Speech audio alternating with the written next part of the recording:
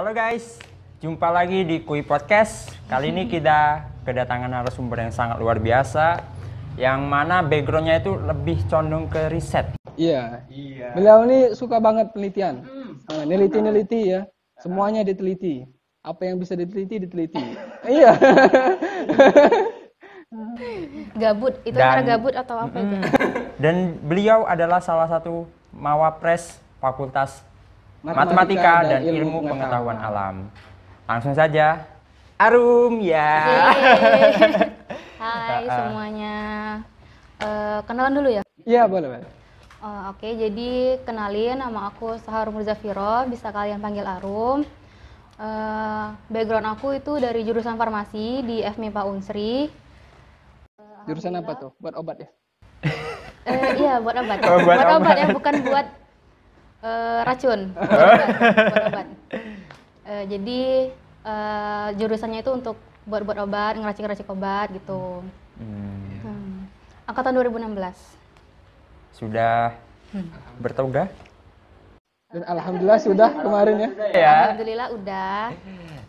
Baru lulus, alhamdulillah. Alhamdulillah, oke. Nah, kali ini kita bahasnya ini dari sisi pandang seorang anak muda. Kan kita nih kadang kalau sebagai anak muda kan agak skeptis ya memandang research atau penelitian tuh kayak apa ya, kayak ngelihat Malas, membosankan. kayak kita tuh kayak ngelihat orang yang selalu di lab gitu kan. Pandangan kita tuh selalu kayak, wah kayaknya kita harus jadi seorang profesor gitu kan. Harus jadi, rambut kita pasti acak-acakan kalau misalnya jadi peneliti kan. Kayak orang-orang yang di TV kan botak gitu kan, nggak ganteng ya pada katanya kan, nggak keren. Nah, tapi sebenarnya makna research itu lebih dari itu sebenarnya. Nah, maka daripada itu nih saya dan Revan kali ini mengundang salah satu teman kami itu Arum. Ya, beliau ini sebenarnya juga salah satu partner Revan juga kemarin dalam melakukan research. Iya, mereka berdua ini partner loh. Ya, kemarin ke SM Town itu kan. Gitu. Nah, oke, mungkin kita mulai dulu ya. Jadi menurut Arum sendiri ya, kalau bicara soal research itu atau penelitian itu, yang paling tergambar di pikiranmu pertama itu apa? Lab. Ketika mendengar lab. Jadi yang pertama kali aku dengar gambarin ketika dengar kata riset atau penelitian itu pasti lab, karena emang sebagian besar penelitian research terutama seperti kita yang di bidang scientist itu memang pengerjaannya di lab gitu. Kalau dirimu sendiri, Van? Apa?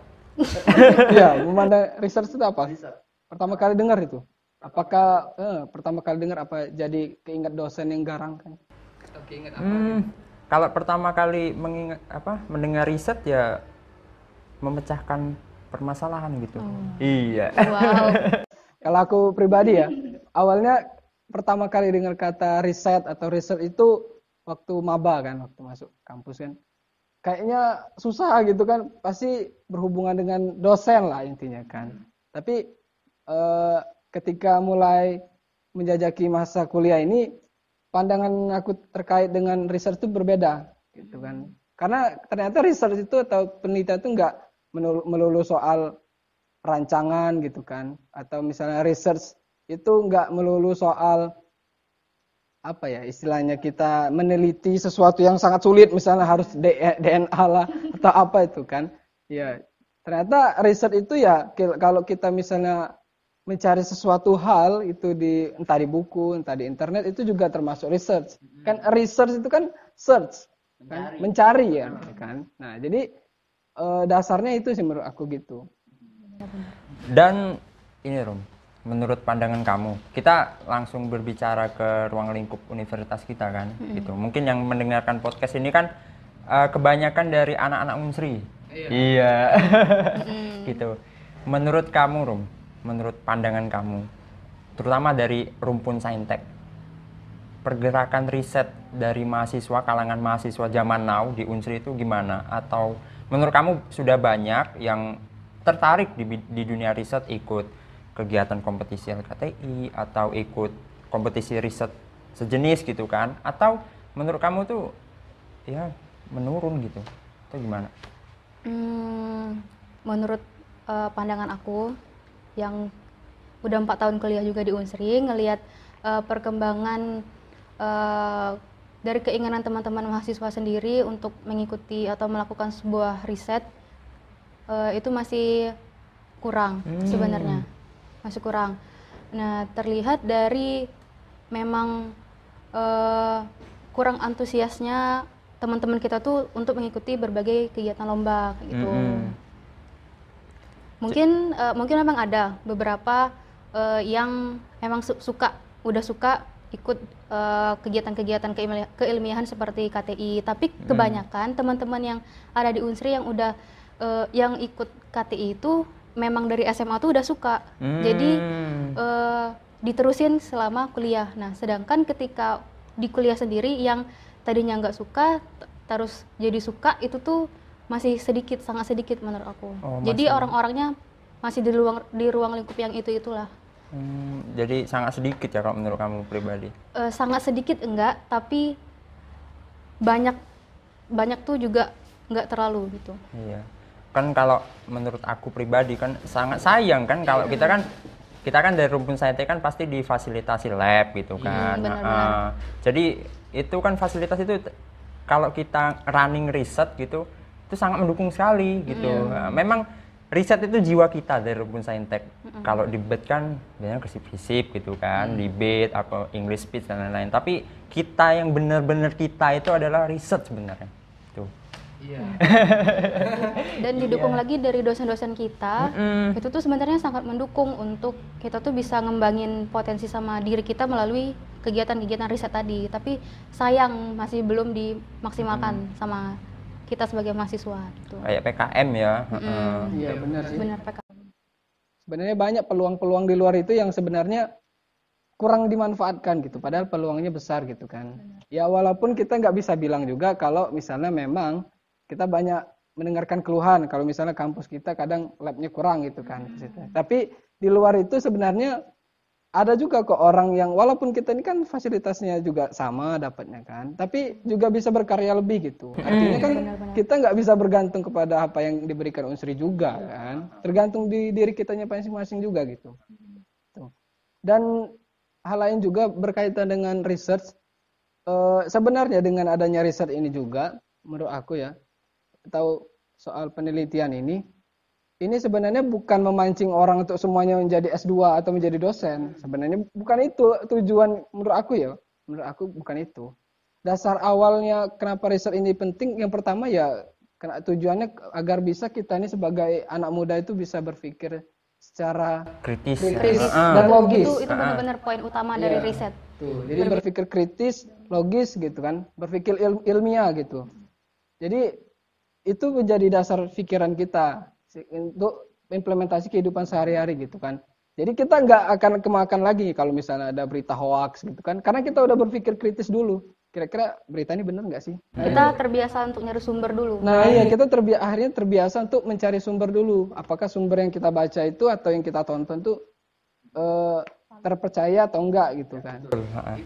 Benar. Nah, kalau menurut kamu, tadi kan Andre kan sudah bilang kalau manfaatnya itu kan salah satu manfaat kalau kita ikut riset atau ya berkecimpung di ranah riset ya, berpikir kritis, logis dan ya pokoknya kritis dan logis lah. Tapi kalau menurut kamu sendiri manfaat lain selain yang kita dapatkan yang itu tadi? Benar sih kayak kata Andrea tadi, manfaat riset itu belum tentu yang terlalu muluk-muluk yang harus nanti jadi S2, jadi dosen. Tapi di kehidupan sehari-hari kita tuh jadi terbiasa untuk berpikir sistematis, melakukan sesuatu tuh secara runtut, enggak acak-acakan gitu. Karena kan ketika kita melakukan sebuah riset, kita tuh juga pasti mempunyai timeline kan. Nah, yang timeline itu tuh harus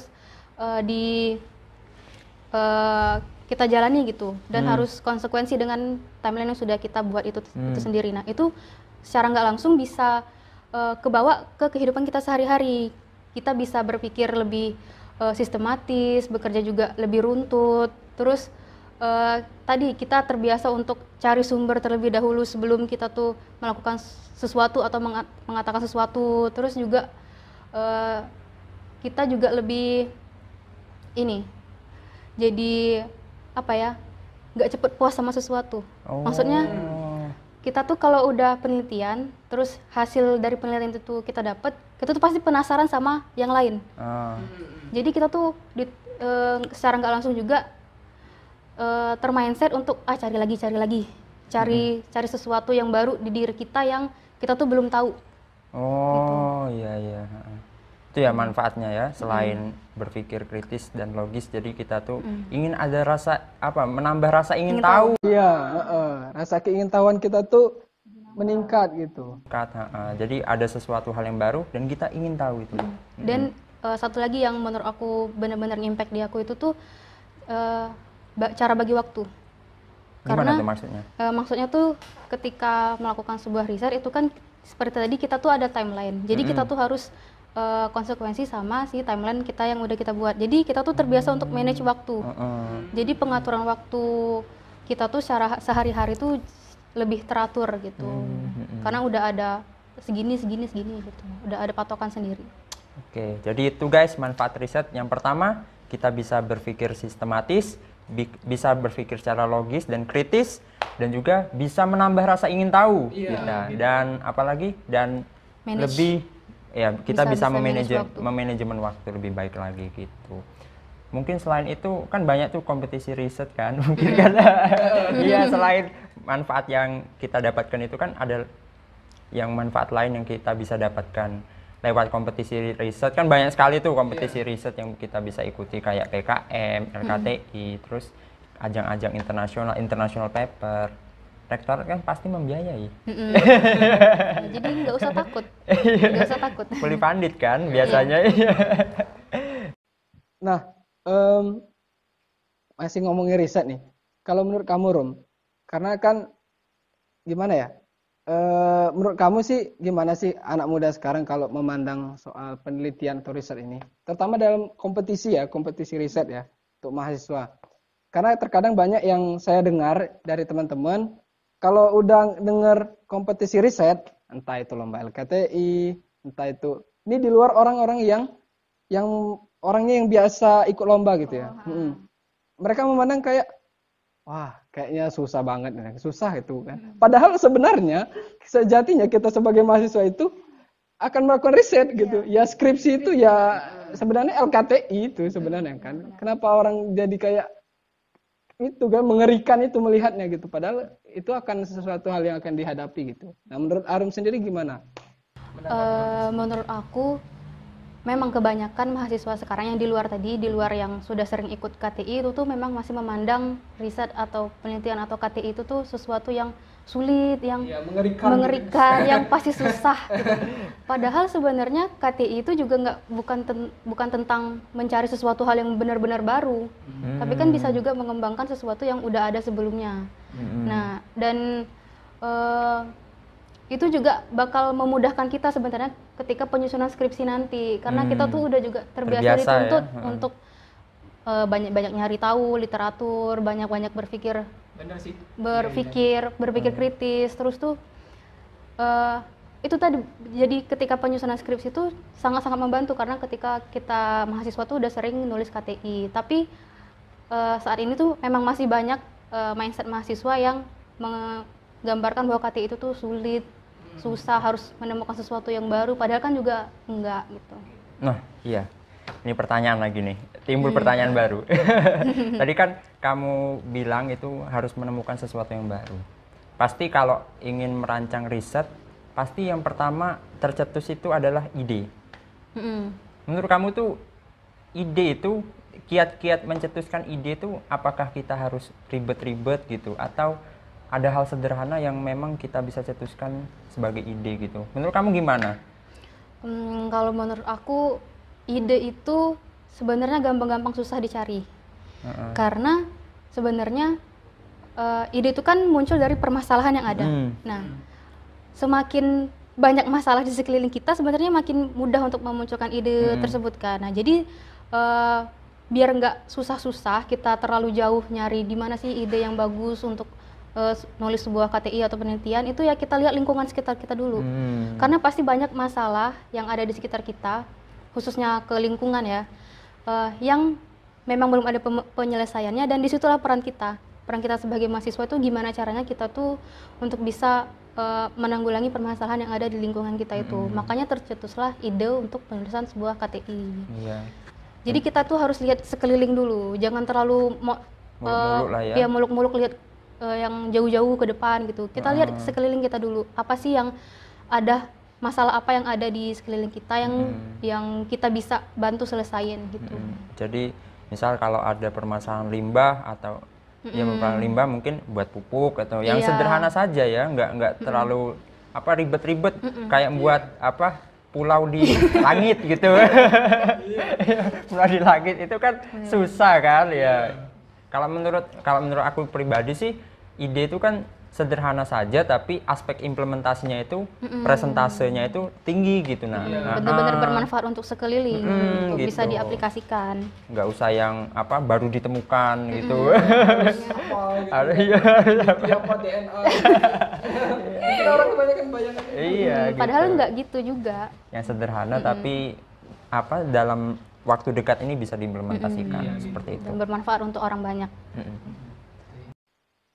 Nah, selanjutnya nih, mungkin berbicara soal research masih kan, pengalaman Arum di bidang riset selama jadi mahasiswa apa aja? Banyak. Ada Pengalaman ya? Iya, banyak. Masih banyak yang lebih banyak lagi pengalaman.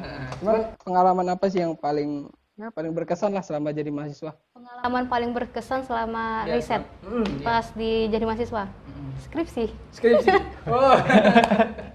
Skripsi itu benar-benar berkesan karena itu benar-benar nguras energi, nguras keringat, nguras air mata. Ini lebay kan.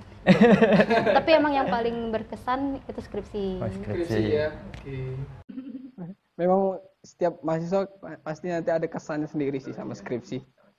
Iya. Ada yang lain yang berkesan mungkin biar teman-teman kita nih termotivasi gitu kan. Boleh sharing-sharing pengalaman gitu Mungkin kan. di kompetisi risetnya mungkin. Mungkin kalau teman-teman yang mendengarkan ini ada informasi baru tahun depannya bisa ikut gitu kan. Boleh. Satu yang paling berkesan tuh juga mungkin Revan tahu. Enggak. Teman-temannya enggak tahu.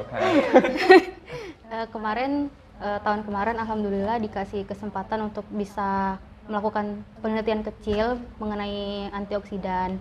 Nah itu. Ya, itu aku kepo juga gimana tuh? Jadi ya tahun kemarin dapat kesempatan untuk bisa neliti atau cari tahu lebih dalam mengenai khasiat antioksidan dari namanya tuh daun nipah. Nah, jadi daun nipah itu saya dan tim Revan DKK itu melakukan sebuah riset kecil-kecilan. Tapi insya Allah terbukti karena sudah dilakukan secara in vitro. Luar negeri ya, apalagi yang gede-gede. Luar biasa.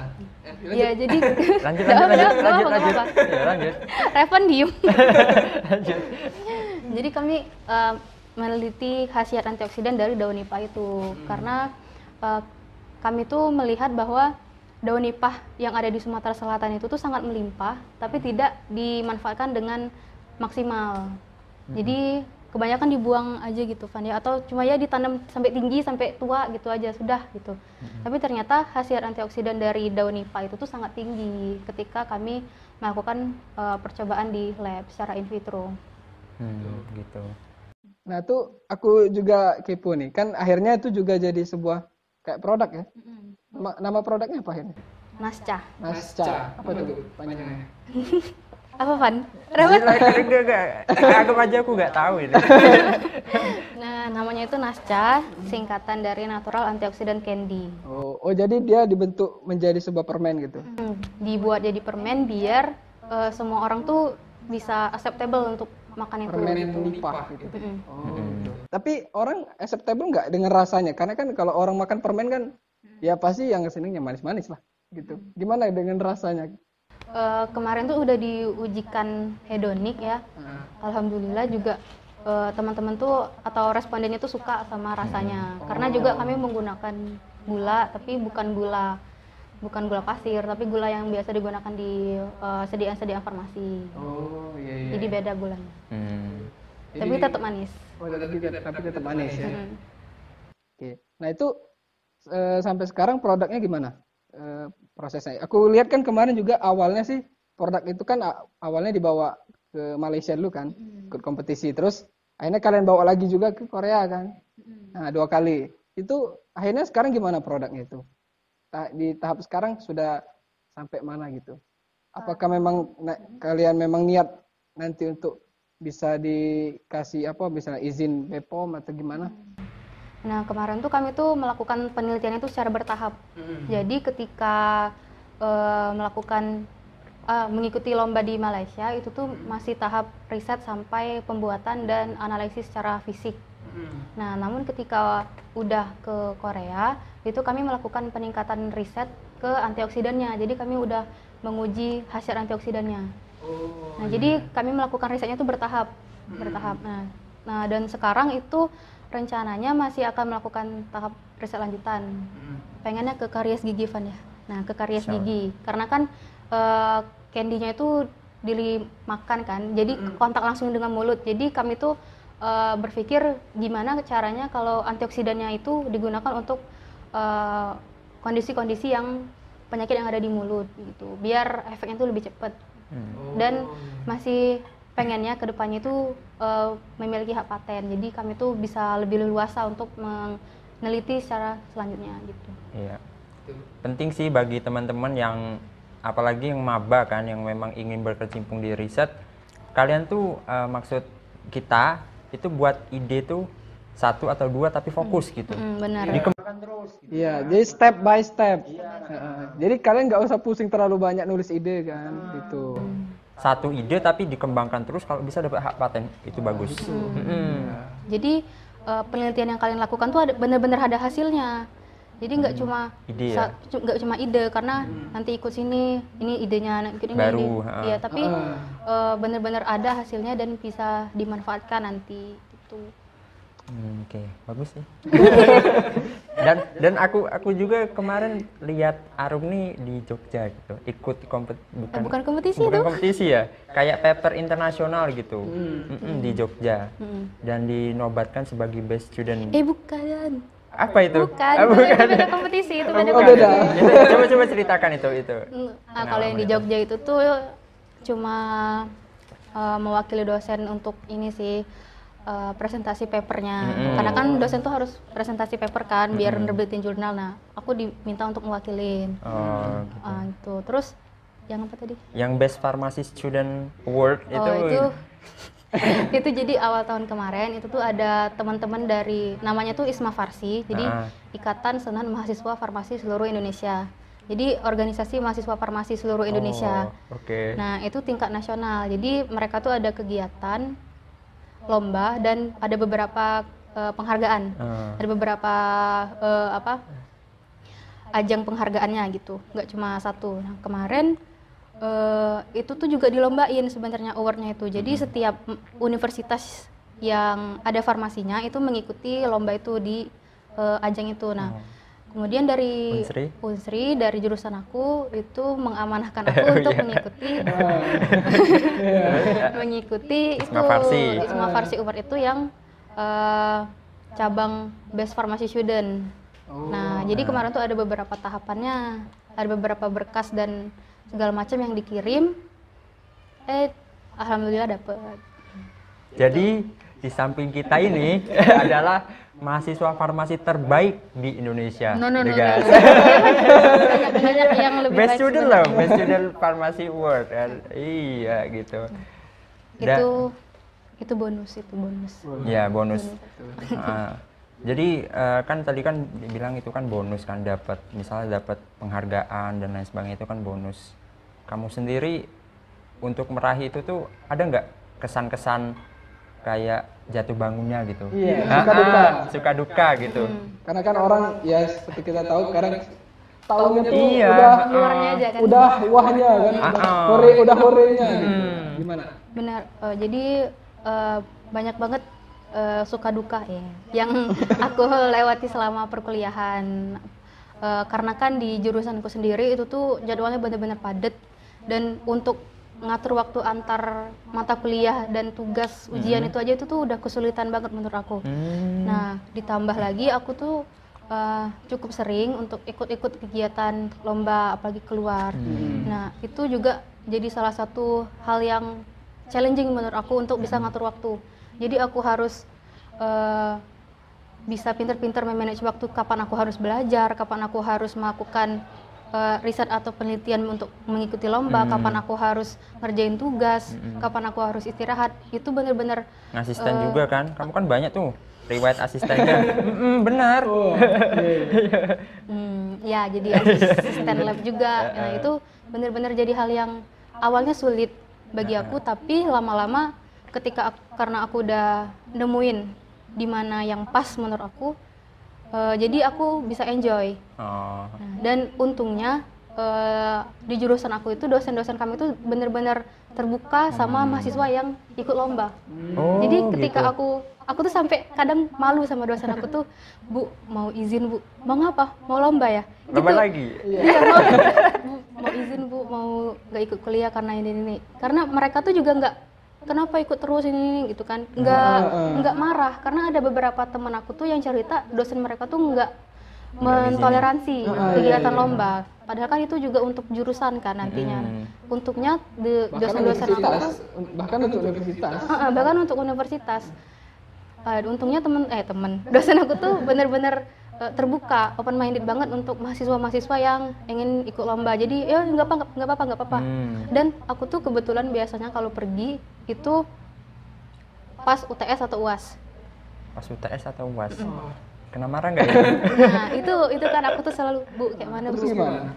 Nah untungnya dosen-dosen aku tuh itu tadi karena mereka tuh baik dan open minded, jadi ya udah susulan aja.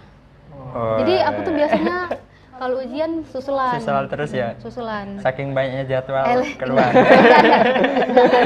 Boleh. Ada beberapa yang jadwalnya tuh bentrokan gitu. Bentrokan. Nah tapi ya itu tadi dukanya tuh susah ngatur waktu. Susah ngatur waktu.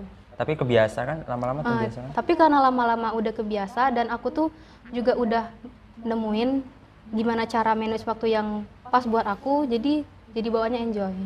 Enjoy ya? Pernah kena marah? Dimarahin siapa nih? Ya kena marah apa? Lagi ngurus dana atau lagi ngapa gitu? Iya, itu kan salah satu duka. Oh iya bener-bener, itu menghadapi. Kita kan pernah tuh.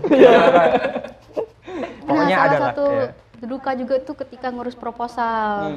Ngurus proposal tuh bener-bener harus bolak-balik ke jurusan, fakultas, terus ke rektorat, dan yang di rektorat ini yang penuh tantangan kan.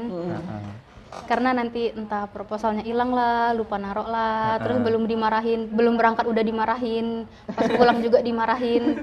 Itu salah satu dukanya, tapi Ya enjoy aja. enjoy aja. Dan lucu juga kalau diingat-ingat. Iya ya, lucu juga ya kalau diingat. Ya kan belum berangkat udah dimarahin, jadi kan udah ciut duluan. Tapi pas itu udah terlewati semua, kayak jadi cerita yang lucu gitu kan. Benar. Benar, jadi cerita yang lucu dan jadi kenangan. Itu sih kalau ikut, apalagi kalau sudah dapat dana kan kayak sudah itu apa ya? Kayak apa, beban tuh enggak itulah. Kan di sana kan ya sudah lah, kan kalau pakai dana kita pribadi kan ya kita nggak sanggup juga kan gitu. Jadi universitas tuh baik itu di universitas manapun pasti itu didanai. Jadi bagi teman-teman yang maba atau yang masih kuliah jangan takut untuk ikut event riset khususnya, karena itu didanai kampus kalian masing-masing. Kalau di Unsri juga didanai dan itu fully funded. Jadi banyak sih kesempatan kalau mau keluar gitu. Jangan sampai disia-siakan, sayang sekali. Tergantung dari diri kita masing-masing sebenarnya. Mau apa enggak, dan itu tadi ubah dulu mindsetnya kalau riset itu nggak sesusah itu kok, nggak Menyenangkan. semenyeramkan itu. Menyenangkan malahan. Benar. Mungkin lebih dalam lagi ini terkait kemarin, gimana kamu memandang, kamu kan udah 2 kali kan ikut event yang internasional juga, itu udah 2 kali kan. Nah gimana kamu memandang orang-orang yang di luar sana itu memandang riset itu sebagai mana orang kita memandang research, atau mereka itu punya pandangan yang berbeda gitu ketika kamu datang ke sana, misalnya di Malaysia kemarin gitu. Ternyata orang-orang di sana tuh beda pandangan anak mudanya soal research gitu. Atau di Korea gimana kalau di sana kemarin? Nah, kelihatan banget ketika kita udah keluar, itu ngelihat dunia luar ya, selain Unsri pun, itu tuh mereka benar-benar udah memiliki perhatian khusus ke dunia penelitian. Terlihat dari hasil-hasil produk yang udah mereka bawa dan mereka buat, itu tuh benar-benar udah keren. Karena kayak kita lihat contoh kecil di ada salah satu universitas di negeri di Jawa, itu udah beberapa kali ikut lomba internasional, pasti ada universitas tersebut dan mereka tuh ngirimnya tuh bener-bener banyak timnya, bisa sampai 20-an. Dan dari hal kecil itu aja udah kelihatan banget kalau pandangan mereka terhadap riset dan penelitian itu udah beda. Sangat excited bagi mereka ya. Dan ketika ngelihat di negara lain, contohnya itu di Thailand kemarin, mereka tuh anak-anak SD itu udah buat penelitian, udah ngelakuin riset. Ya walaupun emang satu kelompok mungkin 10 orang atau banyak kan, tapi itu tuh dari hal kecil itu tuh udah bikin aku emes gitu. Ya Allah, sepenting itu dunia penelitian bagi mereka, karena dari kecil tuh udah diarahkan untuk berpikir kritis. Kita SMP ngapain ya? Aku SMP ngapain ya? Main kelereng. Warnet. Warnet. Mereka SMP sudah ke luar negeri, sedangkan kita nggak tahu. Aku mungkin ke sungai gitu sama teman-teman mancing. Iya gitu. Tadi jadi itu pandangan mereka terhadap dunia penelitian tuh udah beda dan memang sudah dilatih sejak kecil. Iya. Jadi dari kecil tuh mereka tuh udah diasah gitu ya. Udah diasah. Jadi nggak heran ketika mereka udah SMA, mereka udah bisa bikin suatu karya yang teknologi yang bagus gitu. Iya benar. Karena mereka belajarnya bertahap gitu kan. Dari kecil udah diajari yang dasar dulu gitu kan, naik gitu. Benar. Betul sih. Gitu. Jadi dari negara lain itu sudah sangat excited ya. Kemarin dari Thailand kan banyak tuh yang ngirim, Banyak. Baik dari dosen, terus dari mahasiswanya juga ada, dan juga dari siswanya juga banyak sekali. Pelajarnya gitu. banyak.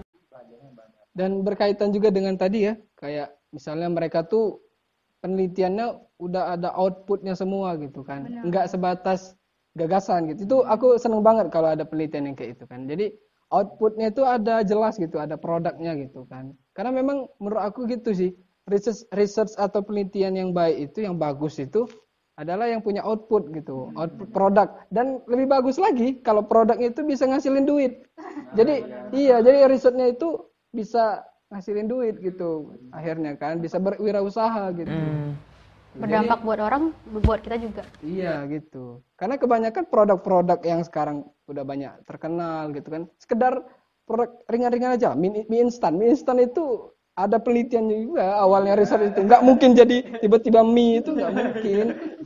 Ya orang buat bumbu Indomie pun itu ada kandungan ininya juga, komposisinya juga kan. Itu penelitian, nggak mungkin orang sembarangan 1 sendok garam, 1 sendok garam, nggak mungkin. Itu pasti ada penelitiannya gitu kan. Akhirnya bisa outputnya ada produk, bisa dijual gitu kan, gitu. Itu salah satu contoh sebenarnya yang bisa kita ambil gitu. Itu sih. Oke, tadi kan bicara soal kegiatan keilmiahan baik itu nasional dan internasional. Apa motivasi kamu ikut kegiatan itu? Apa mau sekedar jalan-jalannya atau mau apa gitu? Awalnya karena pengen muasin rasa pengen tahu tentang yang lagi dicari itu.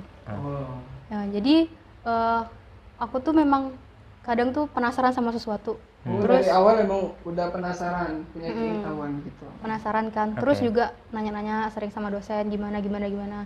Terus ketemu teman-teman yang bisa satu visi untuk punya pemikiran yang sama. Jadi kita join untuk ikut buat tim untuk lomba gitu. Jadi itu tadi awalnya untuk menguasai rasa penasaran. Tapi awalnya nggak kepikiran buat jalan-jalan ya. Ya itu bonus lah ya. Bonus lah ya. Itu bonus. Karena itu tadi ketika aku bisa dapat hasil yang aku cari di penelitian itu, aku punya rasa seneng. Jadi wah nagih nih, pengen lagi gitu. Nah itu awal motivasi awalnya itu. Oke. Jadi rasa ingin tahu, memuaskan rasa ingin tahu. Selain itu ada nggak motivasi terbesar kamu ingin ikut kegiatan seperti itu? pengen nambah pengalaman yang pasti, Pengalaman. dan juga relasi.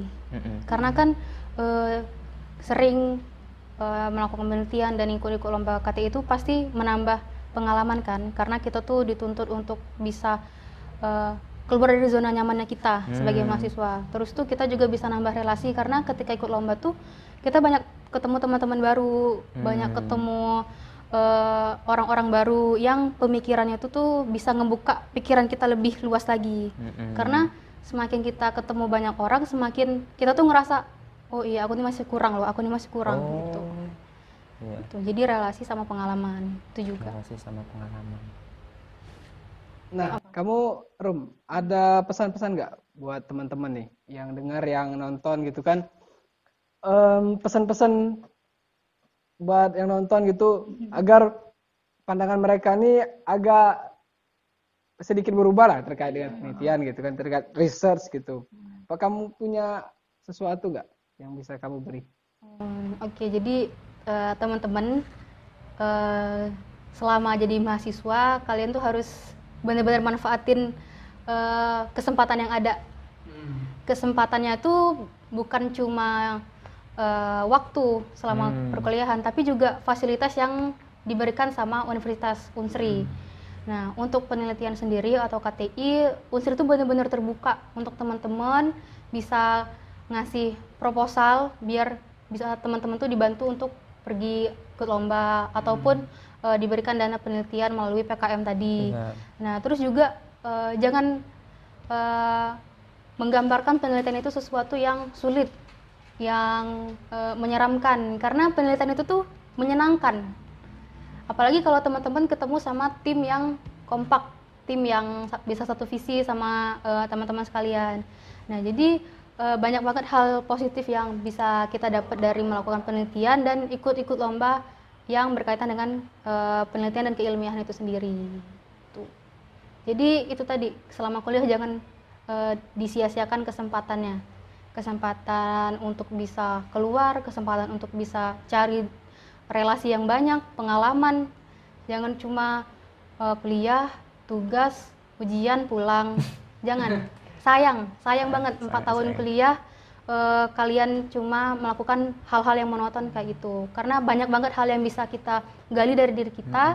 Salah satunya itu tuh tadi dengan menulis. Wah. Bagus sekali, mantap sekali. Aku juga, aku sebagai host di sini termotivasi juga. Kamu juga mungkin kan? Iya. Karena yang di sini yang masih mahasiswa kita berdua. Oh iya, saya kan sudah alumni. Iya. Bener. Ini motivasi untuk mahasiswa banget. Bener. Jadi semangat teman-teman. Walaupun pandemi harus tetap produktif. Nah iya. Tuh. Orang-orang di luar sana juga sekarang juga berjuang kan untuk research menghadapi corona ini.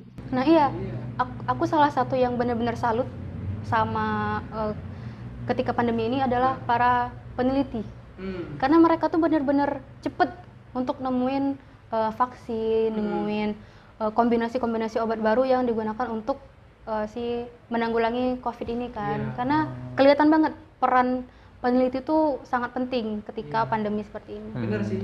Maksudnya kita tuh lebih memandang hal-hal yang maksudku yang lebih ilmiah yang memang jelas gitu kan yang dilakukan perjuangan sekarang itu fakta ilmiahnya. Jangan malah banyak termakan oleh teori konspirasi gitu kan. Kebanyakan sekarang ini malah kebanyakan termakan dengan teori konspirasi corona lah. Karena ini itulah ya gitu. Kalau kan. kita sudah belajar riset kan kita Sehingga berita-berita atau informasi orang-orang yang berjuang untuk corona yang benar-benar gitu kan, meneliti dan lain sebagainya itu hilang. Beritanya itu ketindih karena yang trending itu yang konspirasi. Itu. Benar-benar. Itu sih. Tuh. Di kehidupan kita sekarang ini juga salah satunya bergantung dari penelitian juga. Benar. Gitu. Dalam menghadapi corona ini juga gitu. Mungkin ada lagi? Ya mungkin dan kami pesankan juga kan sekarang kan sudah banyak sekali tuh kegiatan-kegiatan nasional dan internasional yang buka dan itu online. Nah, jangan sampai sia-siakan ya guys gitu karena ya kalau stay at home harus produktif juga dong. Iya. Gitu. Mungkin itu aja sih dari aku. Iya. Jadi walaupun sekarang juga kondisinya pandemi kan, toh ternyata itu lomba-lomba itu masih ada ternyata riset itu walaupun online. Ya kalian bisa juga ikuti lomba tersebut walaupun mungkin agak sedikit susah mungkin penelitian kan. Mungkin kalian bisa hanya sekedar untuk tinjauan pustakanya doang. Studi literatur gitu kan. Yang penting bisa mengasah pola pikiran kritis sistem. Setidaknya bisa mulai mengasah analisis ilmiah kita gitu. Benar. Nah, mungkin itu perbincangan kita soal research kali ini ya bagi anak muda. Mungkin bagi teman-teman yang nanti punya pertanyaan, punya saran, silakan komen ya di kolom Di bawah ini. Di bawah ini. Kolom Instagram atau kolom YouTube atau dimanapun lah, boleh ya di DM boleh juga. Ya. Dan terima kasih yang udah mulai nge-follow Instagram podcast ya, udah mulai dikenal sekarang kan. Terima kasih dan sampai bertemu di Kui Podcast selanjutnya. Dah. Dah. Sudah sih selesai. Seru juga ya.